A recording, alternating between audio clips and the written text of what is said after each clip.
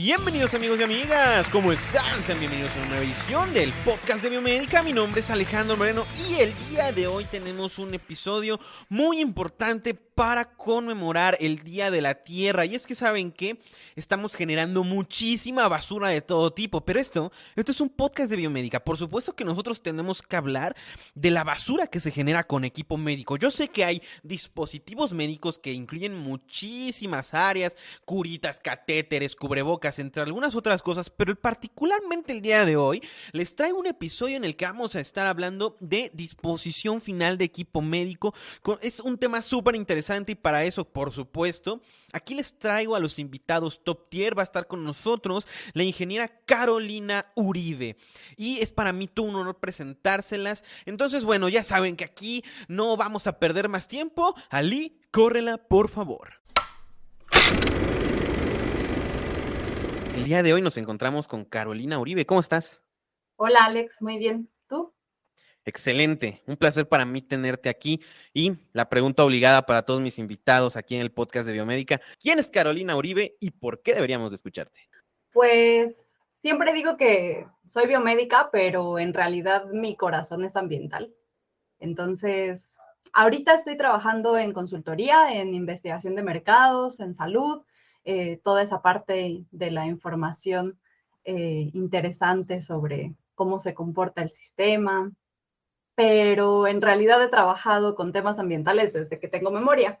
Entonces, desde yo creo los 6 años, así que desde que entré a biomédica y empecé a aprender más sobre salud y a meter las manos, me causó mucha inquietud la cantidad de recursos y de residuos que se generan, ¿no?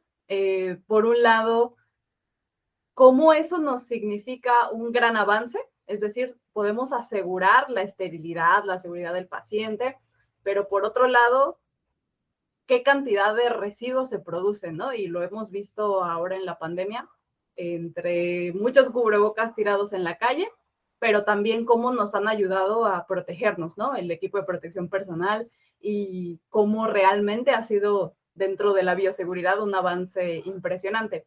Pero mi inquietud va más por el lado de qué ocurre con los materiales que se utilizan y hasta qué punto podemos seguir o dejar de extraer materiales para crear estos equipos. Entonces, esa es como mi intención y por lo que he estado trabajando también, como de forma paralela con la biomédica, cómo es que se podría hacer algo al respecto. Sí, y para toda la comunidad que no sabe de dónde está surgiendo esta conversación con Carolina, bueno, seguramente todos ustedes que navegan en internet habrán visto una imagen muy particular de lo que parece ser un tomógrafo que está ahí como en las chácharas en medio de la calle junto con otros equipos médicos. Y bueno, esas son cosas, son prácticas que solamente pasan aquí en mi bello México. Entonces estamos aquí para hablar de un tema muy interesante que se llama economía circular aplicada a equipo médico. Por supuesto, antes de esto tenemos que llegar pues a saber algunos criterios previos a esto. Entonces, como estamos hablando de desechos, primero me gustaría saber cuáles son los criterios para dar de baja equipo médico. Pues incluso antes de llegar al desecho, me gustaría recordar tantito el ciclo de gestión de equipo médico que ya hemos visto hasta el cansancio, que empieza con planear qué es lo que se va a comprar o la manera en la que se va a adquirir. Después, ya una vez que se hizo todo el proceso de compra, todos los trámites, la parte administrativa, cuando se incorpora y se instala, después se empieza a operar el equipo durante toda su vida útil y finalmente se llega a la parte de la baja.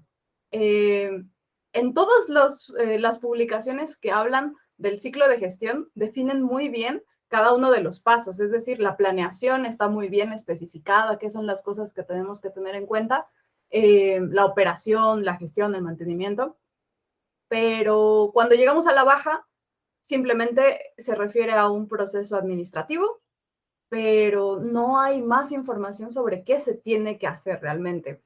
Y el problema aquí es que depende de cada modelo de adquisición y de los criterios del hospital y de su equipo de ingeniería biomédica. Entonces, los criterios en general que utilizan los hospitales particularmente los de tercer nivel, que son en los que hay más información, incluyen un análisis de los costos de mantenimiento, del costo de las refacciones para ese momento, cuántos estudios se realizan al año con ese equipo, cuál es el costo por hacer los estudios, o bien si existe la subrogación de los servicios, qué costo nos representa hacer esos estudios afuera, porque no podemos cumplir con ese servicio.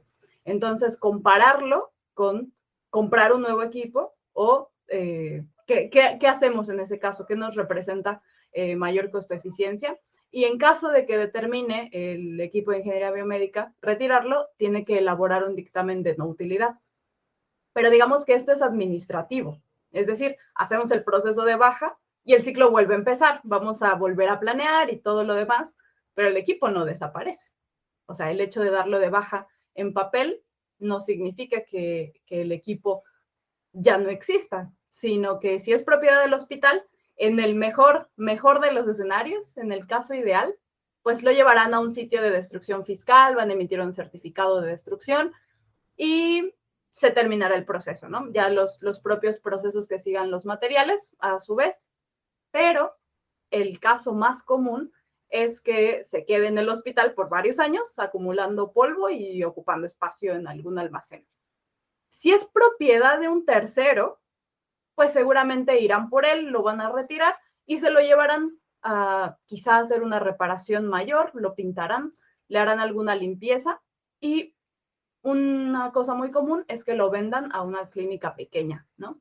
Que utilice estos equipos remanufacturados porque son mucho más accesibles que comprar uno nuevo.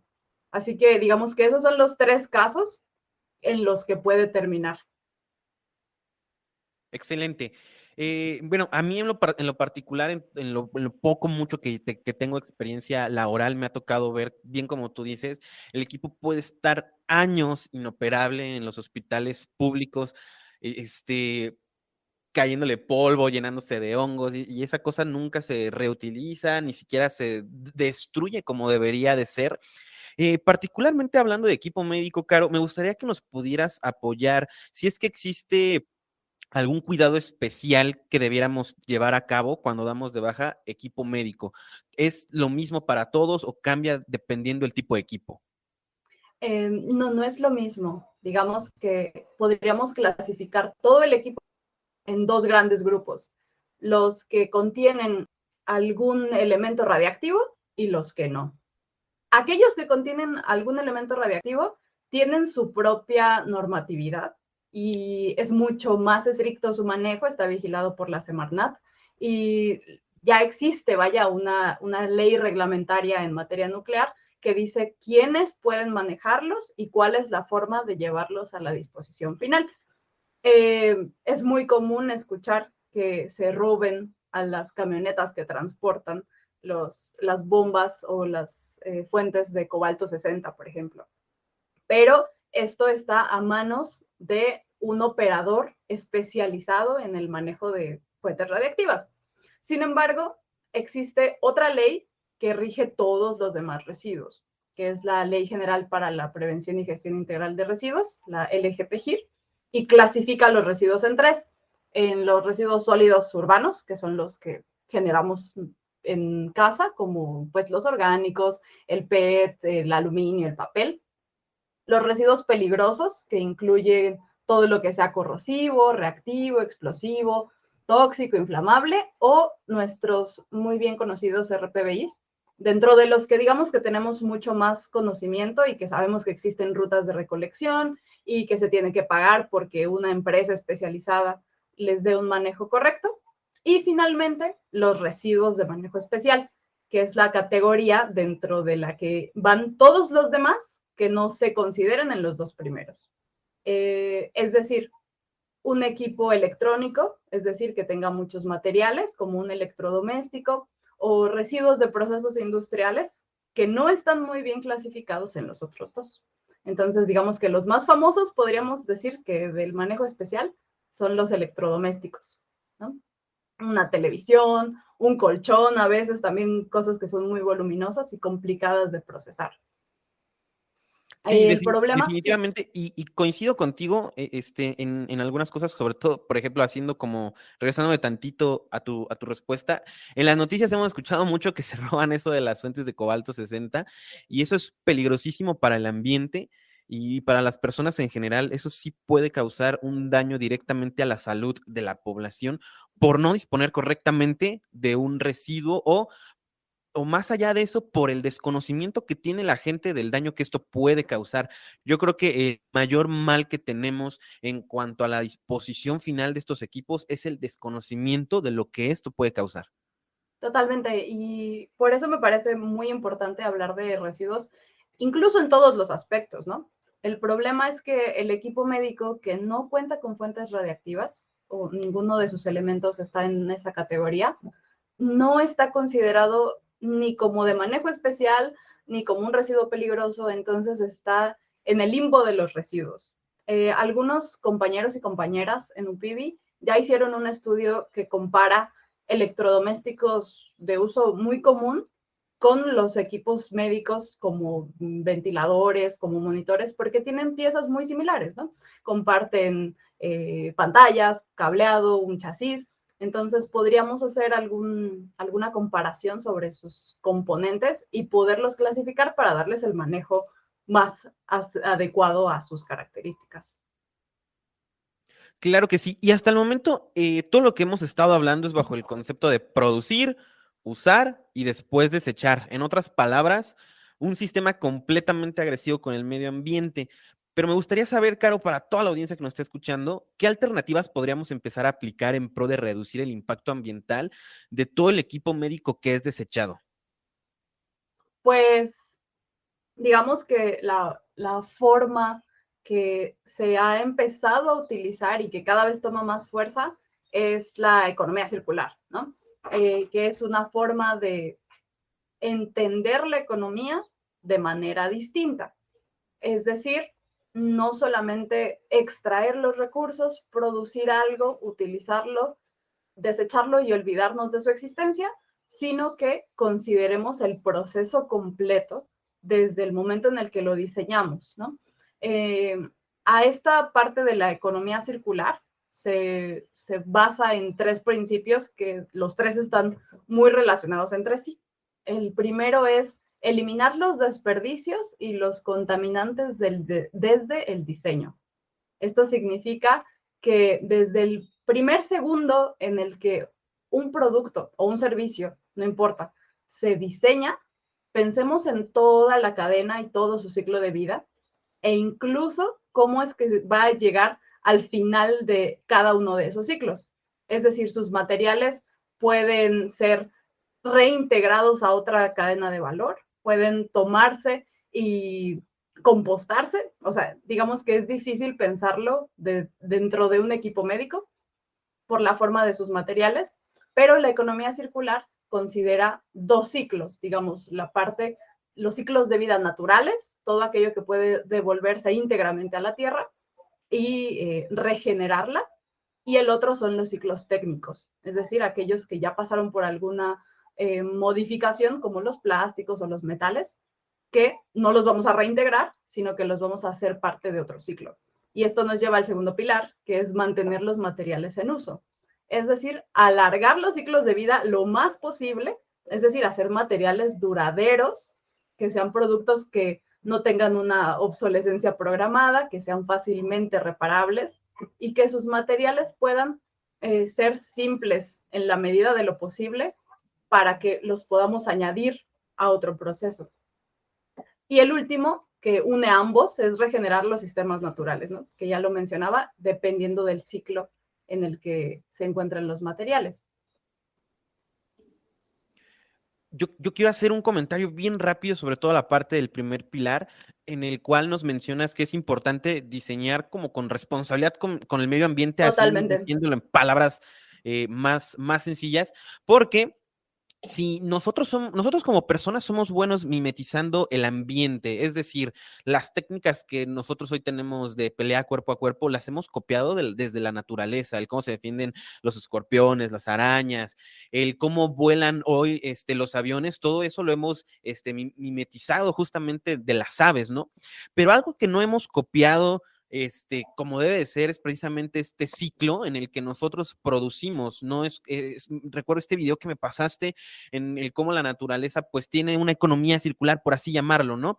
En el que, bueno, el árbol produce un fruto, este animal lo come, lleva a cabo sus necesidades fisiológicas, regresa a la tierra y esto le ayuda a la tierra a seguir siendo autosustentable sin causar un impacto ambiental, pero nosotros no hemos podido aún, a hoy fecha, hablando de dispositivos médicos, tener este tipo de diseños que puedan imitar hoy a la naturaleza. Si bien hay acciones muy específicas que están aportando ideas de valor en pro de solventar algunas cosas. Por ejemplo, se me viene a la mente estas empresas que empiezan a hacer resonancias que ya no usen helio, porque el helio es un elemento finito que se nos está terminando y se nos va en los globos que les mandamos a los Reyes A Magos los o Santa reyes. Claus. Entonces, es preocupante que nos quedemos sin helio y nos quedemos sin resonancia. Entonces, ya hay resonancias que tienen esta nueva tecnología que ya no usan helio para ser enfriadas.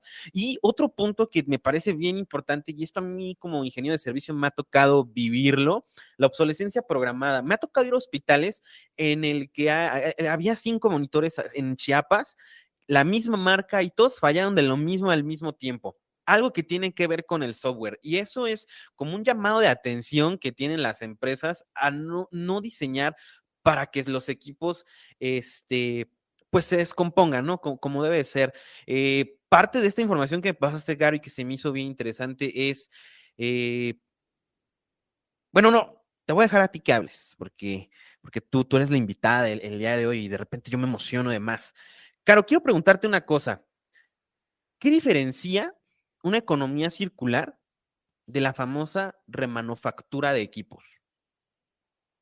Pues retomando un poco lo que estabas contando ahorita, economía circular es una visión integral, es decir, desde que se diseña y pensando en todos los procesos, en todos los residuos que se pueden producir cuando el equipo se está diseñando, cuando se está construyendo, cuando se va a vender, cuando se utiliza, cuando termina su ciclo de vida y después cómo se reintegra a otras cadenas productivas.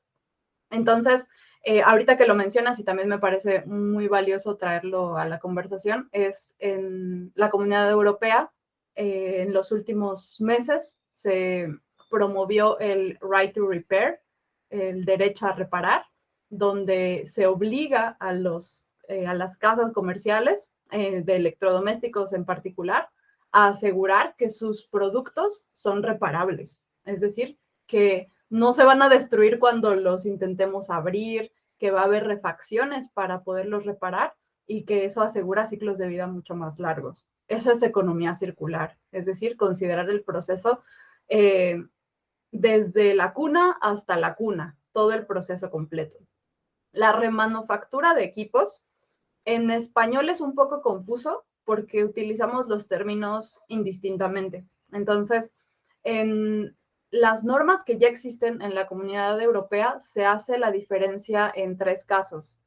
El primero es refurbished o reacondicionado, que es cuando el fabricante o un tercero que está autorizado para realizarlo desinstala el equipo, lo lleva a una planta donde se están fabricando equipos nuevos, lo desarma por completo, le retira todas las partes que están en contacto con los pacientes y lo vuelve a someter a las pruebas que se le realizan a un equipo nuevo. En caso de que pase estas pruebas, el equipo se va a vender bajo esta clasificación como refurbished. Pero para que esto pueda ocurrir, ese equipo tiene que garantizar que ha tenido un buen historial de mantenimientos, que ha tenido un buen comportamiento durante su primer ciclo de vida. Normalmente esto se hace antes de que termine todo el ciclo. Es decir, si el equipo tiene una vida útil de 15 años, lo retiramos a los 10 años y lo le extendemos ese tiempo de vida, quizá durante medio ciclo más, pero ya no implica el costo de desembolsar lo que cuesta un equipo nuevo, sino ahorrarte cerca del 40% de su valor. El siguiente es los remanufacturados, que se refiere a la reparación, al acondicionamiento funcional y estético, pero que no involucra certificaciones de una planta como un equipo nuevo, sino que simplemente es reparado y puesto en marcha nuevamente. Y el último caso es un equipo reusado, donde no hay ninguna modificación a su funcionamiento ni a su estética. Y aquí es bastante importante mencionar que aunque no se regule, la remanufactura existe y se venden equipos de las tres clases, ¿no? Al menos en nuestro país, pero no se puede dar seguimiento porque no hay una norma que lo regule. Entonces, llegan equipos bajo condiciones que no sabemos quién los reparó, qué refacciones tienen y sobre todo quién se va a hacer responsable por su funcionamiento, ni tampoco por los procesos de tecnovigilancia, ¿no? Entonces, mientras no exista una norma que nos limite cuáles son las buenas prácticas para cada una de estas tres, seguiremos con la duda de las condiciones en las que llegan los equipos a clínicas pequeñas, sobre todo. Creo que la norma 240, tecnovigilancia, justamente requiere ajustes en ese sentido, de poder regular un poquito más De esta hecho, parte de los equipos. la NOM 241, en su última versión, la que se acaba de aprobar, por primera vez acaba de incluir el término remanufactura. O sea, ya existe como tal la definición, pero no se establece cuáles son los procesos ni las buenas prácticas que se deben seguir. Entonces, yo creo que es muy importante porque ya da pie a que se generen nuevos reglamentos y que cuando esta norma entra en vigor puedan establecerse todas las regulaciones que nos ayuden a definir qué debe pasar en cada situación. La comunidad va a decir que yo me quejo un montón de todo, pero lo que pasa desde mi punto de vista, y puede que me equivoque, siempre digo esa frase porque pues, no soy el dueño de la verdad, es que creo que no hay suficientes ingenieros biomédicos metidos en crear regulación que de verdad funcione. Por ejemplo, hoy estamos a 23 de abril y me parece que para finales de este mes, principios del que viene, la COFEPRIS va a dar un curso de tecnovigilancia. Se acaba Y de yo abrir. vi la planilla de todos los que van a dar las clases y pregúntame cuántos ingenieros biomédicos vi. Ninguno. ¿Cómo es posible que haya un curso de tecnovigilancia sin un solo biomédico? Algo necesitamos empezar a trabajar. Digo empezamos porque pues obviamente si me quejo pues y no estoy haciendo nada, soy parte del problema, ¿verdad? Pero bueno, retomando un poquito esta parte de la conversación, Caro, me parece muy valioso esta aclaración que haces de la diferencia entre refurbish, remanufacturado y reusado, porque como tú bien mencionas, nosotros a veces las usamos sin distinción y sin saber realmente, pues, qué es lo que implica cada una de sus partes. Creo más aquí en México lo que más usa es la remanufactura y muchos lo venden Totalmente. como un refurbish sin saber los alcances que tiene esa palabra, referenciando a la norma europea que tú bien mencionabas. Y quiero preguntarte lo siguiente, y que ya estamos hablando un poquito de las normas, ¿hasta qué punto podemos aplicar este concepto de economía circular y qué nos dicen las normas mexicanas de este tema? Pues lamentablemente no existen normas mexicanas sobre este tema. La única que existe, que funciona como referencia, es la IS 63077, que es una norma internacional, de hecho, pero abarca exclusivamente a equipos de imagen. Y esto tiene mucho sentido porque son equipos con ciclos de vida mucho más largos y también que son mucho más costosos. Entonces, vale la pena retomar estos materiales para ampliar su ciclo de vida. Pero hay muchos equipos que se quedan fuera de esta clasificación y que son mucho más comunes en el uso de día a día de los hospitales. Entonces, la iniciativa de las casas comerciales de los equipos de imagen es comenzar a incluir a otros grupos de equipos para hacer las buenas prácticas de refurbish para cada uno de estos casos. Es decir, no será lo mismo reacondicionar un tomógrafo que reacondicionar un monitor de signos vitales, porque sus formas de funcionamiento y sus componentes, aunque en general pueden coincidir, tienen sus propias especificaciones y las propias pruebas para poder garantizar que funcionen, ¿no? Bajo los parámetros que se requieren. Entonces, es la única que hasta el momento sé que existe, pero el grupo que se dedica a hacer esa norma tiene toda la intención de ampliar la cobertura que tienen. Así que, lamentablemente, no existe, al menos en México, una que nos ayude a hacer referencia. Pues te tocará escribirla, yo creo, entonces, Carolina. Oye, esta pregunta no la teníamos preparada, pero me gustaría saber desde tu particular punto de vista, ¿cuáles son los retos actuales que hoy existen para poder aplicar economía circular aquí en México? Yo te voy a decir, para que lo puedas pensar un poquito, desde mi punto de vista, cuáles son los retos que existen. El primero que yo he visto, por ejemplo, digo, yo soy de una particular forma de pensar. Estudiamos en la misma escuela para la comunidad. Carolina y yo somos compañeros del Instituto Politécnico Nacional, de la UPIBI, Unidad Profesional Interdisciplinaria de Biotecnología. Y si algo a mí me enseñó, el que para mí es el dios de la biomédica, el dios Chaires, el doctor Jorge Isaac Chaires Soria, es que lo que diferencia a un ingeniero biomédico de un ingeniero electrónico es que diseña en pro del paciente. Pero, y eso tiene muchas implicaciones, desde diseñar un aislamiento y un sistema de alimentación especial para los equipos que adquieren señales fisiológicas del paciente y que no genere daño a la persona, pero solamente vemos por la parte de no causar un daño físico, pero no por la parte de causar un daño ambiental. Eso es algo que no se nos inculca nunca desde la escuela. Entonces, para mí, Alejandro, el primer reto es ese, aprender a diseñar una en pro de no causar ningún daño físico a las personas, pero tampoco ningún daño ambiental a las personas. Para mí es uno de los retos, pero para Carolina Uribe, ¿cuáles son?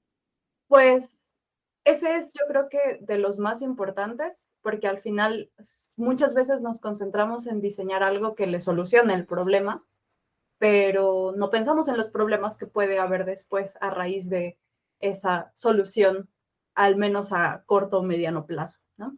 En mi opinión, los principales problemas son desde la información, que es escasa respecto de los procesos, los estándares y particularmente de los beneficios que traen utilizar equipos que se garantiza que son reacondicionados de manera correcta, ¿no? Por otra parte, dentro de la manufactura, muchos conocen el problema que hay sobre la falta de refacciones durante el ciclo de vida de cada equipo. Muchas veces no se garantiza que existan formas de repararlos. Tampoco hay desde el lado regulatorio una clasificación para ellos, desde hablar de las definiciones y los términos, y únicamente nos podemos amparar en los estándares internacionales, que si bien existen, todavía no nos los hemos apropiado. Por el lado logístico, no hay una forma de garantizar que los materiales que obtenemos de un producto se vayan a reincorporar a otro ciclo, ni tampoco que se pueda hacer reacondicionamiento de manera local. En las empresas más grandes, sobre todo de imagen, lo que hacen es desinstalar los equipos y llevarlos a sus plantas de origen en Europa y después devolverlos para instalarlos nuevamente en nuestro país. Entonces, si bien eso representa una ventaja porque vamos a disminuir el costo, estamos reduciendo el impacto ambiental y ampliando el ciclo de vida, pero estamos añadiéndole un montón de emisiones y de huella de carbono al pensar en traerlo en avión o en barco, ¿no? Entonces tenemos que garantizar que existan las condiciones para hacerlo aquí mismo y no tardar tanto tiempo ni invertirle tantos recursos a poderlo reacondicionar correctamente. Y finalmente, desde el lado económico, los ciclos de uso, los costos de adquisición e incluso que se permita el hecho de licitar equipos bajo estas condiciones. muchas veces las licitaciones establecen desde sus bases que no permiten equipos remanufacturados, reusados ni reacondicionados, porque no hay una definición correcta para ninguno de estos clasificaciones. Entonces, si el mercado tampoco lo solicita, va a ser muy difícil que desde el lado de la industria lo puedan proponer también. Ok, ya casi para terminar, de todo esto que estamos hablando, hay una parte que a mí me parece muy interesante, que creo que no hemos tocado y me gustaría tocar eso ya para finalizar el tema, la parte de tener licencias de uso de los equipos, que más o menos llevamos una práctica parecida en cuanto a la subrogación de los equipos. Una práctica muy común de esto es las bombas de infusión. Casi todas las empresas que se dedican a vender, entre paréntesis, bombas de infusión, realmente no las venden, realmente te las dan como acomodato y lo único que te piden es que tú les compres los insumos. Pero hablando de economía circular, está esta idea de que realmente los equipos, los productos que tú adquieras realmente una licencia, pero no seas el dueño de este equipo, de modo de que pues la empresa se ve un poquito más comprometida pues a retirarlo, a crear, como tú bien lo diseñabas, lo mencionabas, diseñar desde el inicio de la concepción, pues que a lo mejor no se tenga que reemplazar en completo, ¿no? Si bien podemos tener la carcasa completa, a lo mejor solo es una actualización de algún software o de alguna entrada a los insumos. ¿Qué piensa Carolina Uribe de esto? Que este es un modelo que de hecho está dentro de la economía circular y es muy común verlo desde utilizar un Uber, que al final es una servitización de los productos, es decir, no necesitas comprar un coche para poderlo usar. Entonces, tú no corres con los riesgos ni los costos que están involucrados con el hecho de tener un coche. Entonces, tú estás pagando por el servicio, no por el producto. Y es una forma de hacer mucho más amplio el uso de un producto.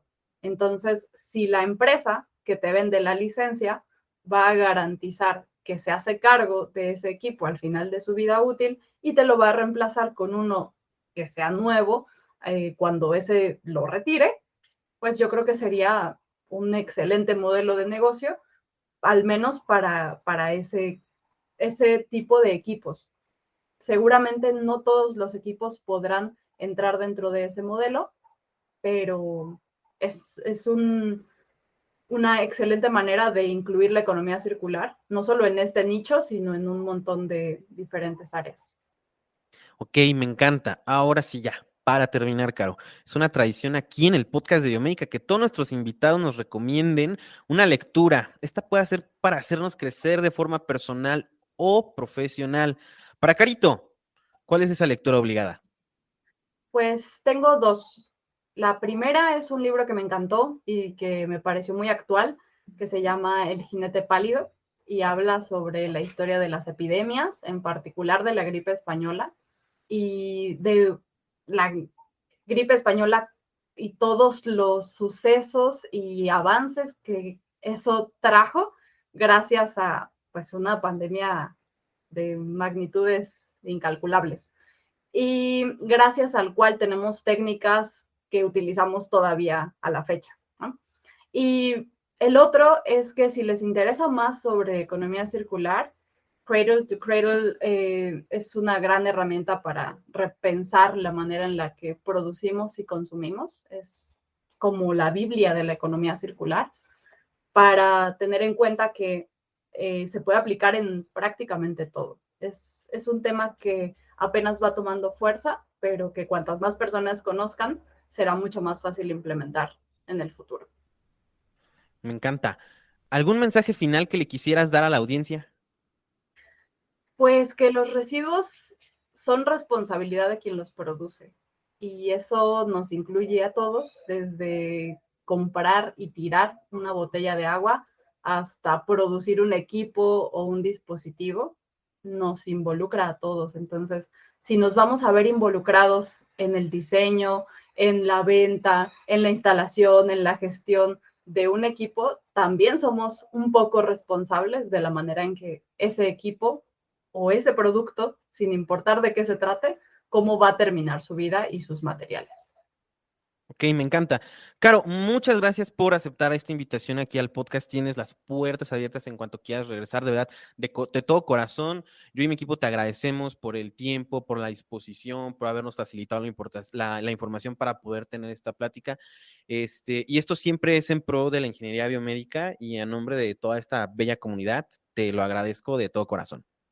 Muchas gracias, Alex, por tu interés con este tema y para que no nos cause tanta risa el meme del tomógrafo a media calle, sino más bien que nos cause preocupación y muchas ganas de hacer algo al respecto. Muchas gracias, Alex.